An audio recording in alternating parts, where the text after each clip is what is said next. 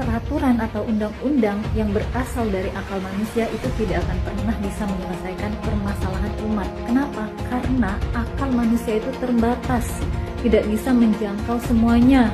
Jadi untuk membuat undang-undang seharusnya dikembalikan kepada syariat, harusnya dikembalikan kepada Allah Subhanahu wa taala. Produk-produk undang-undang yang diciptakan oleh sistem demokrasi itu tidak akan pernah bisa menyelesaikan permasalahan umat. Kami minta kepada Bapak Jokowi, apakah Bapak Presiden, Bapak Kapolri sengaja udah mengadu domba anak bangsa ini? Kalau begitu, sungguh Bapak Jokowi tidak pantas Anda menjadi pemimpin negeri ini yang sudah mengacak-acak persatuan Indonesia. Sila ketiga dalam Pancasila, persatuan Indonesia, berarti Anda Bapak Jokowi sudah tidak sepatutnya Anda teriak, saya Pancasila, saya Pancasila. Anda pendusta. Dan kami sebagai rakyat hari ini menggugat. Kami datang jauh-jauh dari daerah ingin adanya perubahan untuk Indonesia ini. Kami bertanya, kami emak-emakmu datang ke sini pasang badan ingin perubahan untuk Indonesia ini. Kami pasang badan untuk meminta pertanggungjawaban kepada Bapak Presiden Republik Indonesia. Pak Jokowi, tolong sampaikan saya bicara dari akar rumput, dari rakyat bawah.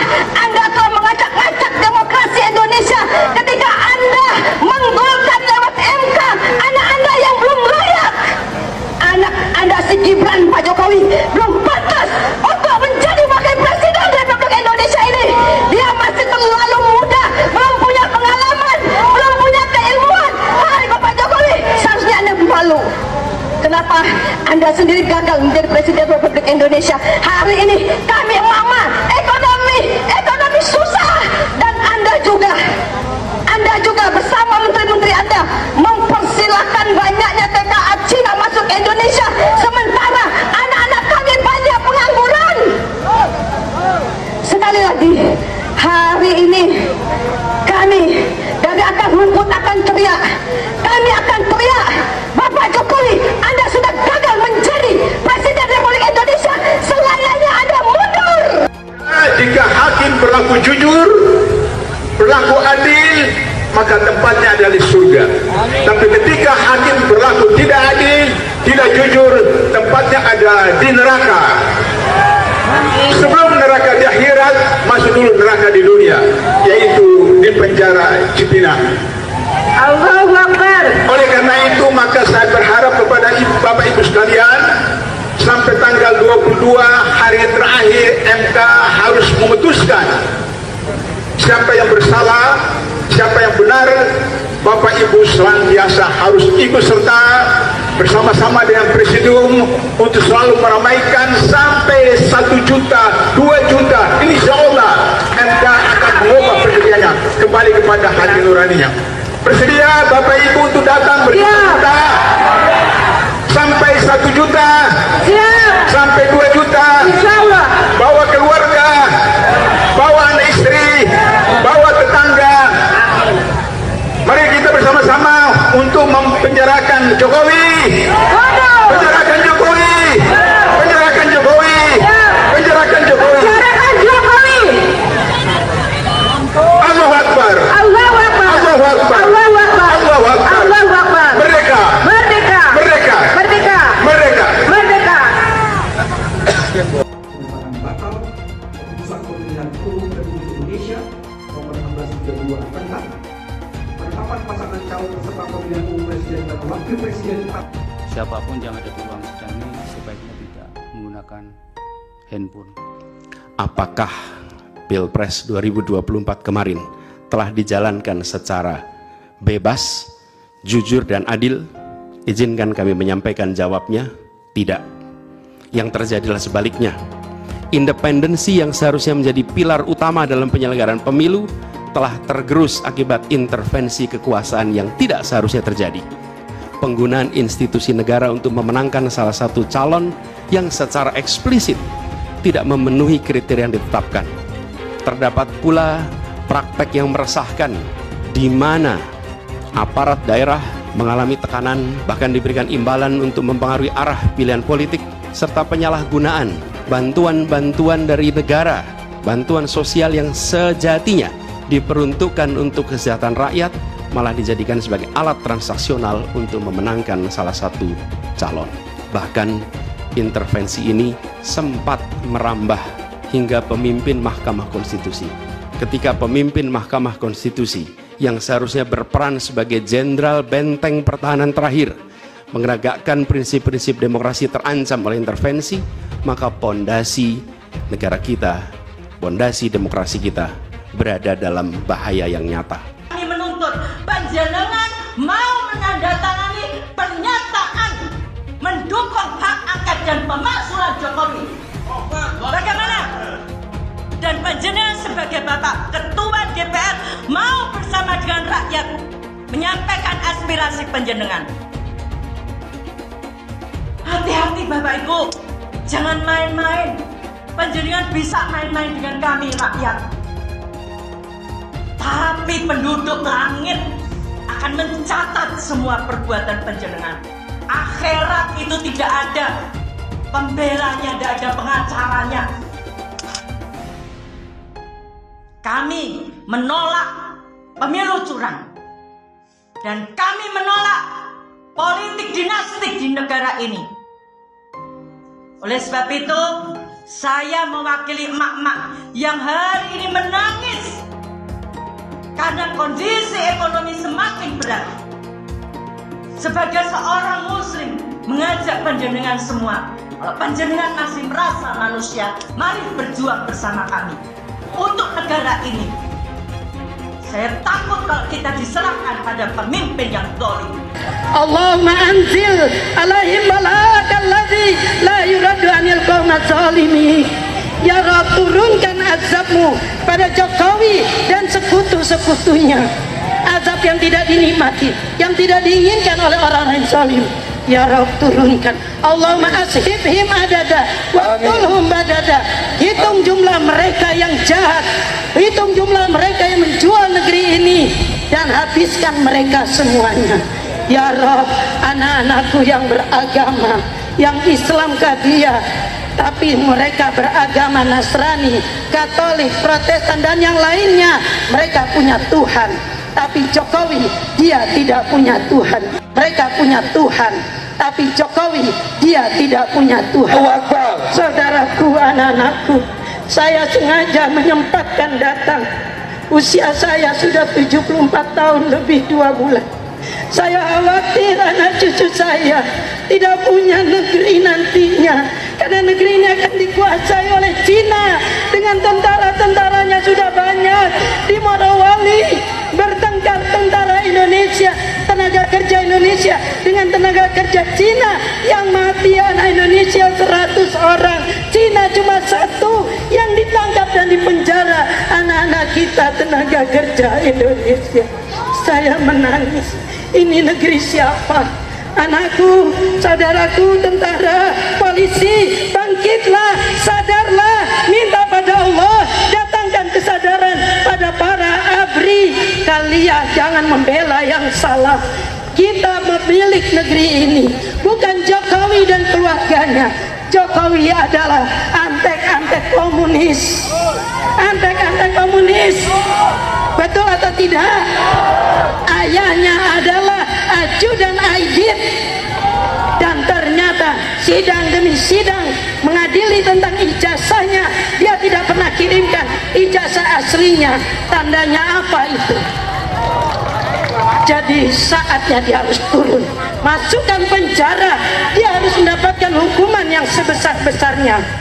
Kita semua harus bangga jadi orang Indonesia. Ya, kita kritik bangsa kita, tapi kritik yang membangun. Jangan kritik merasa semua jelek, semua jelek. Kalau jelek pindah aja kalau dari Indonesia ini. Ya, saya suka kesel juga kadang-kadang bilang ini kurang Allah. Aku tanya juga, aku lihat, saya lihat sekarang dulu waktu dia jadi pejabat apa kerjanya, tak jelas juga. Kan sekarang jejak digital kamu kan kelihatan. Jangan sombong lah kau, bicara-bicara kritik-kritik kau, you have done nothing. Atau mungkin dari round kau juga mencuri waktu kau menjabat. Masih terus kita perbaiki di sana sini. Kalau sempurna ya pasti belum lah. Kalau sempurna kau di surga aja nanti. Siapa yang mau ke surga juga silakan. Nyuruh kita untuk wajib pilih Anies. Gak masalah, itu adalah hak dia. Yang jadi masalah alasannya. Dia bilang kita wajib pilih Anies karena Anies Baswedan itu Imam Mahdi. Ini makanya buat yang ngomong kayak gitu, gua saranin mending tobat dah. Habis itu mikir, sejak kapan Imam Mahdi kalah sama Prabowo? Oh, Prabowo kalah gimana lawan Dajjal, Bang? Ya Allah.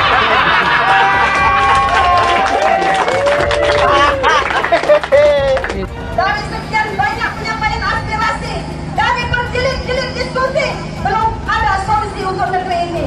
Maka kami emak-emak atas nama aliansi masyarakat yang peduli dengan negeri ini, tidak ada jalan lain bahwa pemimpin yang rusak, pemimpin yang tidak tahu malu, hanya satu jalannya, yaitu semuanya duduk di kantor DPR itu, duduk di sana, kuasai data dan minta kepada Puan Maharani untuk bukan memakzulkan Jokowi, tetapi lengserkan Jokowi, mundur Jokowi dari sebagai pemimpin. Apa gereja?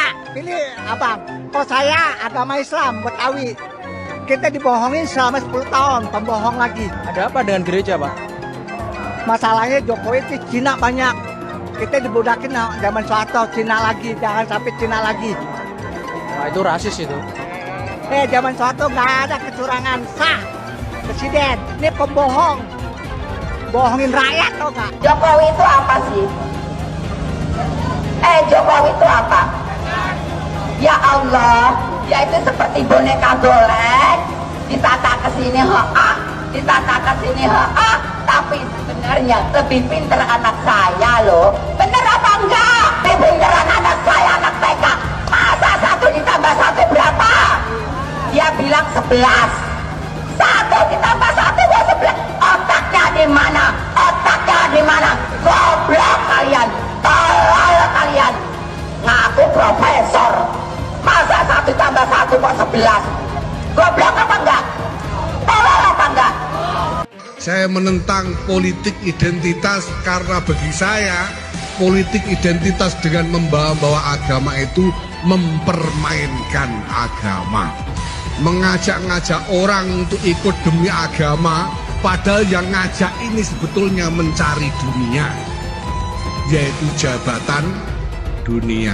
Kepada orang banyak katanya ngajak-ngajak, kalau ikut saya masuk surga, nyoblos saya masuk surga, tidak nyoblos saya neraka, tidak berhak disalati kalau mati misalnya. Ini mempermainkan agama. Mau jadi apa kita tanpa amin? Mau jadi apa kita tanpa amin? Mau jadi apa kita semua tanpa amin? Apa kata dunia Indonesia tanpa amin? Alhamdulillah pada amin. Emang yang punya surga kelompoknya pendukung Pak Anies? Hah? Iya. Ngapain lama-lama di dunia? Ngapain? Kalau katanya dijamin masuk surga, pihak kami 01 sudah menang, tapi dikelebongkan. Biadab KPU, biadab KPU. Jangan pengajar KPU, kalian keluar. Jangan jadi petunggang. Kalian tuh petunggang. Kemarin 2019 kami asli membela Prabowo, kami jadi gembel, kami tidur di jalanan pakai kardus, tapi aku perjuangkan. Dia akhirnya masuk ke tumberan yang sama. Dia apa? Dia nggak tahan dengan oposisi. Sekarang aku perjuangkan 01. Aku perjuangkan Anies Baswedan. Kami perjuangkan Bapak Anies Baswedan itu udah menang. Lawan dia. Lawan. Hai KPU, dengarkan suara hati rakyat. jangan pernah membuka pembicaraan atau berdebat dengan pendukung 01. Karena capek, beneran capek. Mereka itu kalau berdebat nggak apple to apple, selalu bawa-bawa agama. Seolah-olah mereka mengkotak-kotakan dirinya sebagai pendukung dengan agamanya yang kuat dan lebih soleh daripada pendukung paslon-paslon yang lain. Jadi kan percuma ya, kalau kita berdebat pun tidak debat yang nyambung. Kan mereka ini kemarin bilang bahwa Anies Baswedan ini Imam Mahdi.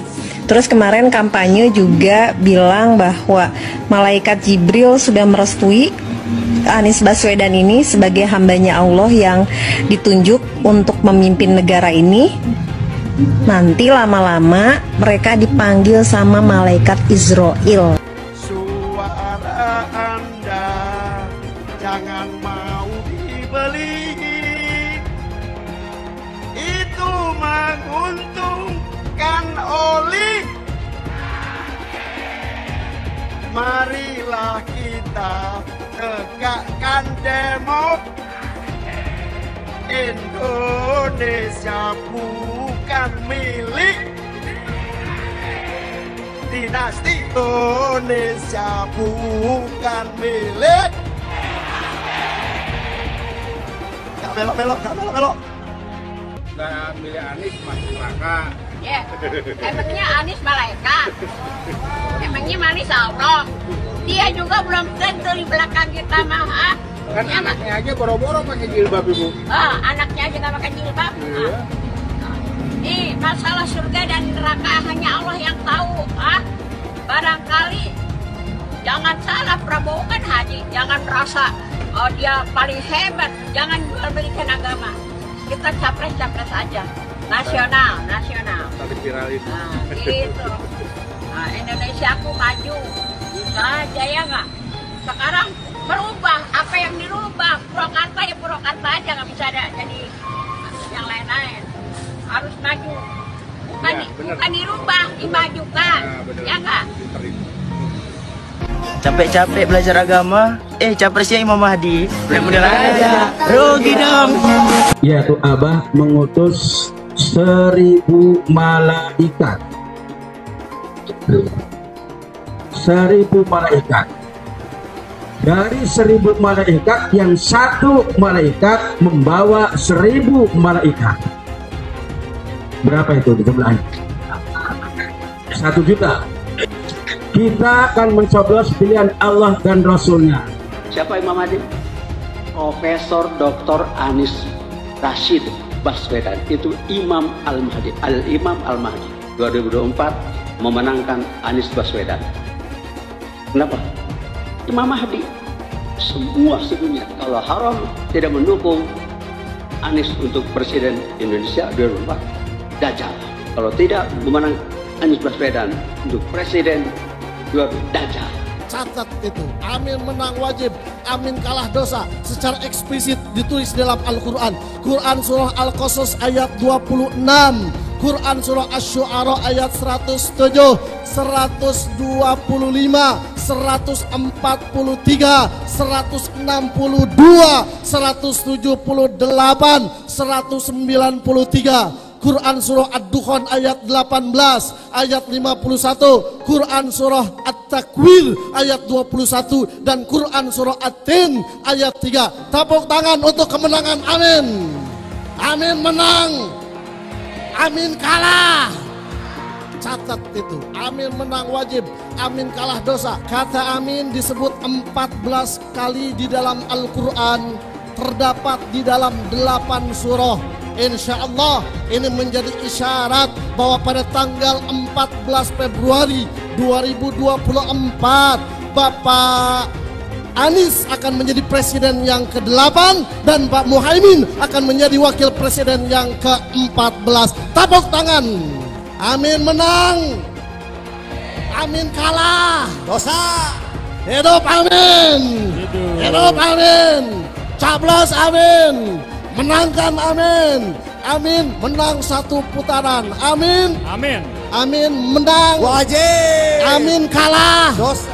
Amin menang, amin kalah. Dosa. Hamba itu namanya Anies Baswedan. Dia akan panggil malaikat Jibril. Wahai Jibril, aku mencintai hambaku yang insya Allah namanya Anies Baswedan. Kabarkan kepada seluruh umatku, seluruh makhlukku, bahwa aku mencintai Anies Baswedan. Maka Jibril akan mengatakan kepada seluruh makhluk di langit, seluruh makhluk di bumi, cintailah Anies Baswedan. Maka insya Allah makhluk di langit dan makhluk di bumi semuanya akan mencintai Anies Baswedan dan mendoakan pada 14 Februari insya Allah Anies Baswedan Presiden Republik Indonesia. Siap Bekasi memenangkan Anies Baswedan 80%? Siap menang satu putaran? Saya tidak mau pemimpin masa depan menyalahkan angin di kemudian hari. Anda kalau nyindir lain kali jangan pakai angin, Mas. Mau bilang lagi, jangan salahkan angin. Saya kan sampaikan soal angin ya kemarin. Angin tak ada KTP-nya. Angin itu bergerak dari sana sini. Ketika polutan yang muncul dari pembangkit listrik tenaga uap mengalir ke Jakarta, maka Jakarta punya indikator, karena itu Jakarta mengatakan ada polusi udara. Ketika anginnya bergerak ke arah Lampung, ke arah Sumatera, ke arah Laut Jawa, di sana tidak ada alat monitor. Ada orang yang bilang jangan cerita soal angin, maka dia tidak menghormati ilmu pengetahuan. Jangan sampai Indonesia jatuh ke tangan pembohong. Jangan sampai Indonesia jatuh ke tangan Anies Baswedan. Anies pintar asumsi bukan pintar bicara, tidak pintar kerja. DKI Jakarta sudah menjadi parameter Anies tidak pantas jadi presiden. Saya mensyukuri kenapa kalah, kenapa ditahan. Saya bersyukur atas itu semua. Saya coba bayangkan ya, kalau seandainya waktu itu kita menang, gitu ya, hari ini belum tentu kita bisa nikmati seperti ini. Kita bersyukur 5 tahun Tuhan izinkan kasih ke orang yang pintar ngomong untuk kerja. Coba kalau kita bayangkan gitu ya, kalau kemarin saya masih jadi gubernur, ini saya udah turun ini. Tapi yang pintar ngomong itu dikira orang hebat kan? Ini lebih berbahaya tahun 2024, langsung ketahuan karakternya. Langsung ketahuan itu. Di saya juga ada kutipan Pak di kamar saya Pak. Tulisannya, Jakarta telah mengambil keputusan yang fatal. Anies bilang dia akan membuka lapangan kerja. Yang dulu janjinya 200.000 lapangan kerja. Ternyata cuma omong kosong, alias cuma janji palsu. Soal pembangunan yang berkelanjutan. Dia bilang di Jakarta dia udah meneruskan yang udah baik. Lu jangan percaya ya, itu ngibul. Faktanya nggak seperti itu loh. Belum lagi nih, program penanggulangan banjir. Jadi di daerah Jakarta itu ada daerah yang sebelumnya udah bebas banjir. Pas Anies mimpin, kok bisa-bisanya daerah itu banjir lagi? Gimana nggak banjir kalau kalinya udah nggak pernah dikeruk sama dibersihin, Pak? Kalau soal Jakarta, gue bisa bicara banyak deh.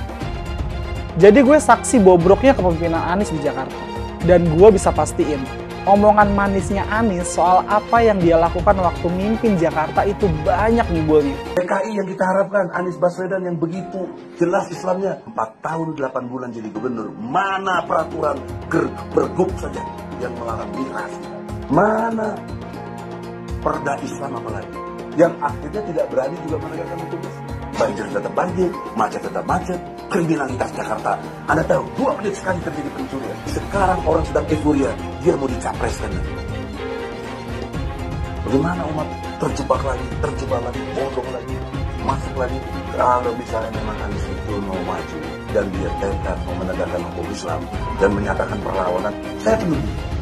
Tapi dia tidak lakukan itu. Bapak politik identitas Indonesia Anies Baswedan, Bapak intoleransi Indonesia Anies Baswedan. Jangan lupakan, jangan terlena, jangan sampai dia pecahkan kita dengan dagangan ayat dan mayatnya. Air itu turun dari langit, turunnya ke atap rumah langsung sumur bor, bukan ke sungai dan ke laut. Jangan hanya konsentrasi pada pembangunan benda-benda mati yang indah difoto dan bisa ditunjukkan dalam 5 tahun hasilnya. Kalau kita mau menilai sebuah janji, maka lihat janjinya atau lihat kenyataannya. Dulu janjinya apa ya? Dan ini aneh, betul-betul aneh. Ini bukan kampanye, tapi saya sampaikan di sini. Di satu sisi menyiapkan jalur-jalur air untuk dikirim ke laut, di sisi lain di lautnya dipasang dengan pulau reklamasi, tinggal tunggu waktu jadi rob, air balik. Dan ini melawan sunnatullah. Kenapa? Air itu turun dari langit ke bumi, bukan ke laut. Harusnya dimasukkan ke dalam bumi, masukkan tanah. Di seluruh dunia air jatuh itu dimasukkan ke tanah, bukan dialirkan pakai gorong-gorong raksasa ke laut. Jakarta telah mengambil keputusan yang fatal. Bukan banjir, itu memang parkir air. Bukan banjir, itu memang parkir air. Masyarakat berkeliling dengan membawa toa untuk memberitahu semuanya, termasuk sirine. KAI-BON 82 miliar. Apa alat transportasi yang dimiliki oleh hampir setiap orang? Alat transportasi yang dimiliki semua orang adalah kaki. Kalau seandainya orang Jakarta percaya Pak Anies jadi gubernur pun, saya berani jamin kok dia akan lakukan normalisasi yang sama seperti saya lakukan kok. Gak usah bohong lah. Ketika air sampai di muara, maka siap untuk dipompa ke laut. Pancasila Soekarno, ketuhanan ada di pantai. Anak Tuhan dari mana? Kalau Yesus anak Tuhan, bidangnya siapa?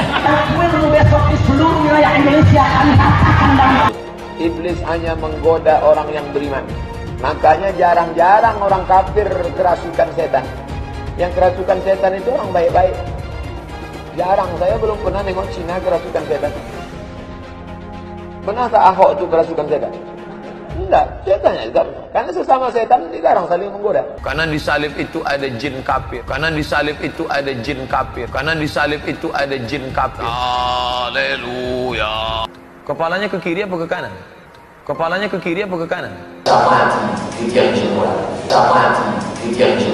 Tetap percaya salib itu lambang mulia, bukan jin. Kok ketawa? Aku nggak nyindir siapa-siapa loh. Saya nggak pernah mundur untuk kebenaran, keadilan, kejujuran, dan peri kemanusiaan. Gue nggak pernah mundur. Dan gue nggak pernah takut juga sama lu. Siapapun yang rasis, gue akan hadapin. Karena rasis itu tidak berperi kemanusiaan. Apa saya ditanya dulu kan, kamu nyesel nggak statement kamu di Pulau Seribu sehingga masih masuk penjara? Tidak pernah nyesel. Karena saya mengatakan kebenaran. Anies menuduh Jokowi melakukan penjagalan. Padahal Anies lupa pada rekam jejaknya sendiri di tahun 2017, di mana Anies melakukan penjagalan terhadap Ahok. Semua cara dilakukan, termasuk melakukan politik identitas berbasis agama, sampai-sampai menggunakan kelompok FPI, HTI, dan kelompok intoleran lainnya. Sudah barang pasti, Anies tidak akan melanjutkan program-program Jokowi. Legasi-legasi dari Pak Jokowi akan dihancurkan oleh Anies. Programnya akan diacak-acak oleh Anies Baswedan. Lihat Jakarta, hancur semua. Semisalnya Anies menang, maka Ibu Kota Baru atau IKN nggak akan jalan. Pembangunan akan di-stop. Kita bisa melihat rekam jejak Anies saat menjabat di Jakarta selama 5 tahun. Tidak ada satupun janji yang dipenuhi dan tidak ada kinerja yang bisa dibanggakan. Dari DP 0%, GOC, kelebihan bayar, Formula E, banjir, sumur resapan, jalan rusak, dan gonta-ganti nama jalan. Jika Anies menang, maka FPI dan HTI, Ormas Khilafah, akan kembali. Apa kita mau Pancasila diganti oleh Khilafah? Bagian Indonesia Timur yang mayoritas non-Muslim pasti tidak akan setuju dengan Khilafah. Mungkin Indonesia akan bubar jika Anies memimpin. Perkataan Ahok sudah terbukti dan Jakarta sudah menjadi korban. Jangan biarkan Indonesia menjadi korban kibulan Anies Baswedan. Sidang di Mahkamah Konstitusi yang tadinya kita kira akan berjalan dengan membosankan, ternyata bisa menjadi tontonan yang menarik.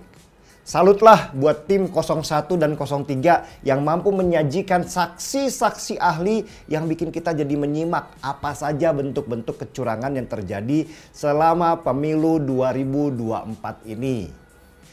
Dan nggak tahu kenapa, saya itu punya firasat yang bagus dengan Mahkamah Konstitusi kali ini. Susunan komposisi hakim-hakim Mahkamah Konstitusi dengan Ketua MK-nya Soehartoyo membuat saya merasa punya harapan besar bahwa Mahkamah Konstitusi kali ini berbeda dengan Mahkamah Konstitusi ketika dipimpin oleh pamannya Gibran, Anwar Usman. Dan Soehartojo terlihat punya tekad untuk mengembalikan marwah mahkamah supaya tetap dipercaya masyarakat Indonesia di tengah gelombang ketidakpercayaan yang seperti tsunami melanda. Sebagai catatan ya, Ketua MK Soehartojo yang menjadi pimpinan sidang itu sempat menangis ketika dilantik menjadi ketua menggantikan Anwar Usman. Soehartojo pada waktu itu merasa bahwa Mahkamah Konstitusi kehilangan marwah dan kehormatannya sebagai lembaga hukum tinggi negara dan menjadi bulan-bulanan ejekan warga sebagai mahkamah keluarga lah, mahkamah kalkulator lah, dan ejekan-ejekan lainnya. Dan menariknya, penonton tidak disibukkan dengan angka-angka saja seperti sidang di Pilpres sebelumnya yang bikin bosan. Tetapi sidang kali ini memang difokuskan pada model kecurangan yang TSM atau terstruktur, sistematif, dan masif. Sehingga menarik mendengarkan bagaimana proses kecurangan itu berjalan. Tapi apakah mungkin misalnya nih Mahkamah Konstitusi membatalkan hasil pemilu 2024 ini? Kita memang nggak punya sejarah itu. Tetapi saya mencatat bahwa di seluruh dunia pernah terjadi 4 negara di mana mahkamahnya akhirnya membatalkan hasil pemilu karena terbukti ada kecurangan yang TSM. Pembatalan pemilu di 4 negara itu adalah sejarah-sejarah baru buat mereka. Karena seperti Indonesia, negara-negara itu belum punya sejarah pemilunya diulang. Tetapi negara-negara seperti Kenya, Bolivia, Malawi, dan Ukraina berani dengan segala resikonya membatalkan hasil pemilu karena memang terbukti curang. Dan apa yang dilakukan oleh mahkamah di 4 negara yang membatalkan hasil pemilu karena terbukti curang itu bisa jadi referensi untuk Mahkamah Konstitusi kita di Indonesia untuk berani melakukan hal yang sama jika memang pemilu 2024 terbukti melakukan kecurangan yang terstruktur, sistematif, dan masif.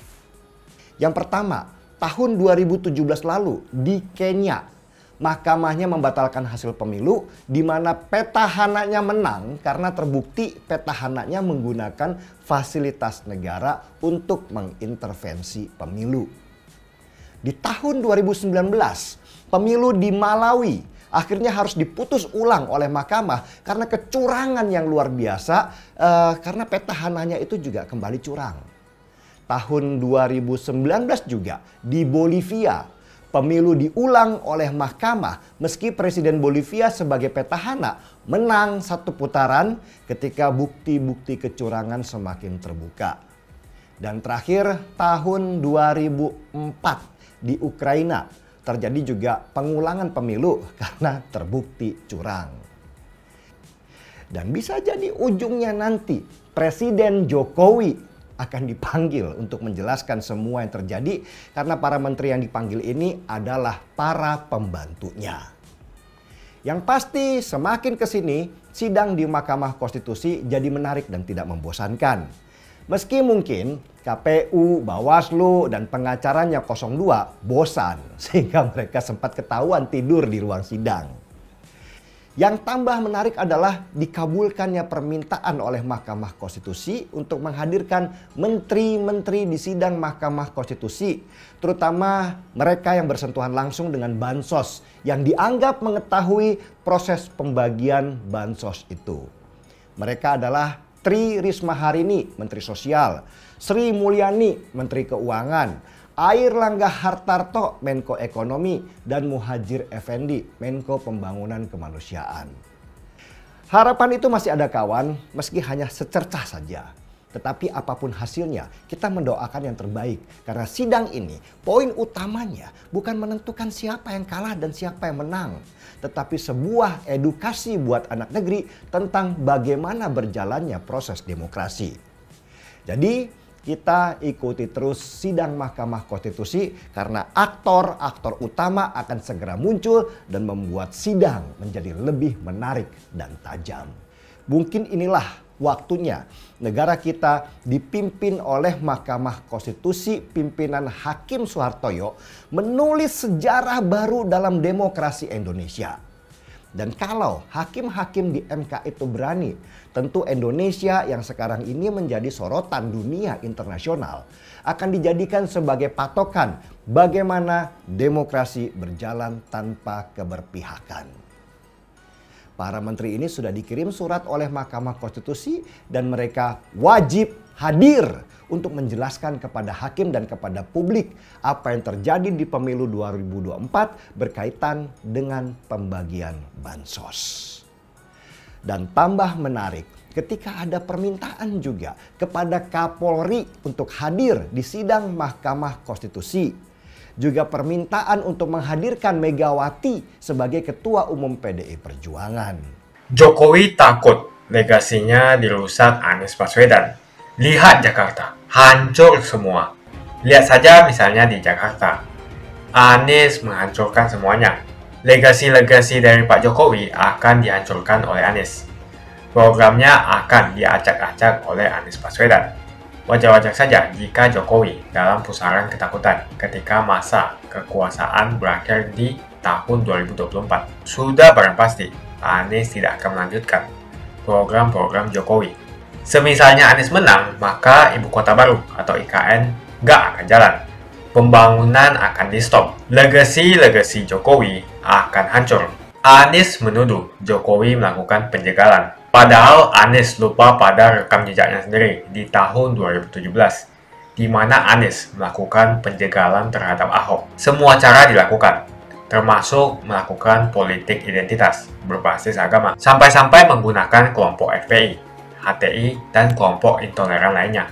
Anies Baswedan sampai nekat berkoalisi dengan ormas preman berjubah agama. Di tahun 2024, Anies Baswedan akan kembali menggunakan strategi di tahun 2017. Kelakuan-kelakuan relawan Anies yang menjalankan strategi ini masih pakai pola yang lama. Pola yang lama berupa membangun opini negatif terhadap pemerintah dan Komisi Pemilihan Umum. Curangan Anies lainnya adalah melakukan kampanye sebelum waktunya, di mana dia mengganti namanya menjadi head start untuk membingungkan publik. Atau kecurangan Anies Baswedan yang menggunakan jet pribadi saat kampanye di mana-mana. Berapa kecurangan dari biaya kampanye yang menggunakan jet pribadi? Apakah ini datang dari korupsi BTS yang dilakukan oleh Menkominfo dari Partai Nasdem? Tak main-main kecurangan maling atau korupsi yang dilakukan oleh Johnny G. Plate adalah sebesar 8 triliun rupiah. Suka tidak suka, senang tidak senang, sadar atau tidak sadar, pola Anies Baswedan ini sudah basi. Nampaknya para relawan Anies sudah tak punya cara atau metode lain dalam berkampanye sehingga memainkan strategi playing victim. Memang basi sih strategi ini, tapi sangat terbukti ampuh, apalagi jika ditambahkan dengan jualan isu agama. Kita bisa melihat rekam jejak Anies saat menjabat di Jakarta selama 5 tahun. Tidak ada satupun janji yang dipenuhi dan tidak ada kinerja yang bisa dibanggakan. Dari DP 0%, OKOC, kelebihan bayar, Formula E, banjir, sumur resapan, jalan rusak, dan gonta-ganti nama jalan. Diketahui Anies pun masih berhutang 100 miliar kepada Sandiaga Uno dan sampai saat ini belum dibayarkan. Untuk jadi gubernur saja, Anies sampai berhutang 100 miliar kepada Sandiaga Uno dan belum dibayarkan. Apalagi jadi presiden. Berapa triliun yang akan Anies hutangkan? Dan bagaimana Anies bisa membayar utang triliunan itu? Apakah Indonesia siap untuk dijual? Jika Anies menang, maka FPI dan HTI, Ormas Khilafah, akan kembali. Apa kita mau Pancasila diganti oleh Khilafah? Bagian Indonesia Timur yang mayoritas non-Muslim pasti tidak akan setuju dengan Khilafah. Mungkin Indonesia akan bubar jika Anies memimpin. Perkataan Ahok sudah terbukti dan Jakarta sudah menjadi korban. Jangan biarkan Indonesia menjadi korban kibulan Anies Baswedan. Begitu saja opini saya tentang Anies Baswedan. Bagaimana opini kalian? Tuliskan di kolom komentar. Pastikan kalian semua menekan like di video ini. Dan jangan lupa bagikan video ini ke teman dan family Anda supaya mereka semua mengetahui tentang informasi ini. Tekan tombol subscribe dan bunyikan lonceng notifikasi supaya kamu tidak ketinggalan.